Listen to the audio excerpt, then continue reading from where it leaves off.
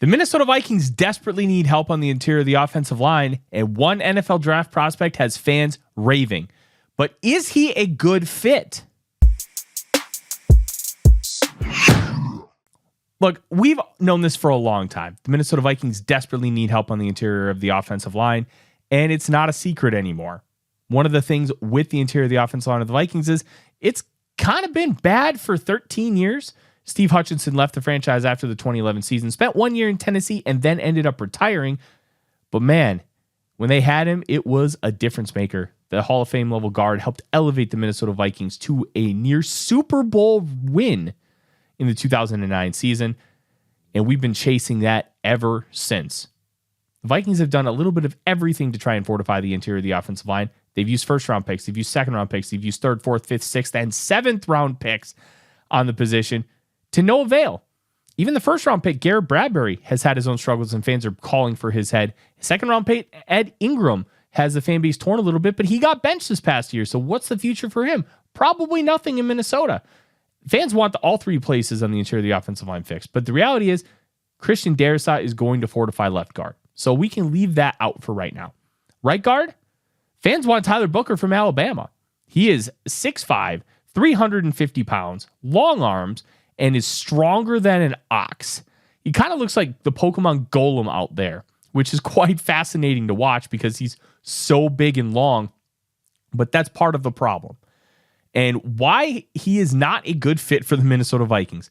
He can't move. His lateral movement skills are not very good. He just struggles to climb in the second level. And when he does not have good aim. What do I mean by aim? When you climb to the second level in this outside zone scheme that the Minnesota Vikings run, you need to have an aiming point at the second level, at the linebackers. And when you aim for the linebackers, you need to be able to block them and seal the lane for the running back to be able to gain extra yards. That is a pivotal factor in being able to maximize a zone running scheme. Tyler Booker struggles at aiming. He struggles at moving. And when he does over pursue, he cannot course correct. These are all major factors in him not really being a good fit. I have him as a high second round grade. Very good football player. But if they were to draft him, it could lead to some catastrophic unintended consequences because you just don't have a player who can maximize what Kevin O'Connell likes to do. And you can make the argument, well, Kevin O'Connell, is it really working? Is the run game working well enough where we can't try something new? And I think that's a very valid point. But you have to wait. You have to be patient. You can't just all of a sudden say, hey, we're going to go to a gap scheme. Brian O'Neill does not fit a gap scheme. Christian Darrisaw can because he has plenty of power. O'Neill doesn't. He's much more of a finesse, athletic tackle. And he's really good at what he does.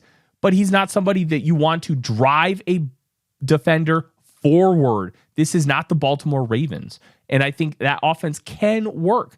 And the Vikings have been incorporating more gap stuff. They've been running a lot more like counter, power, toss. But at the end of the day, you don't have the personnel for it. You don't have the backs for it. And Kevin O'Connell does not run that type of running game. You can incorporate more of those elements and try to utilize the athleticism of a guy like O'Neill and maybe running GT or TH counter, and you can get him on the move and get him in a hole. You know what? I think those are valid things. But Booker would signify a massive shift in philosophy, one that I don't see coming, because this same offense, both teams in the 2021 Super Bowl ran this offense. Sean McVay won the Super Bowl with this offense. Mike Shanahan created the initial variant of this offense and won 2 Super Bowls with it. Kyle Shanahan's been to 2 Super Bowls with it. 3 if you count him as offensive coordinator for the Atlanta Falcons in 2016.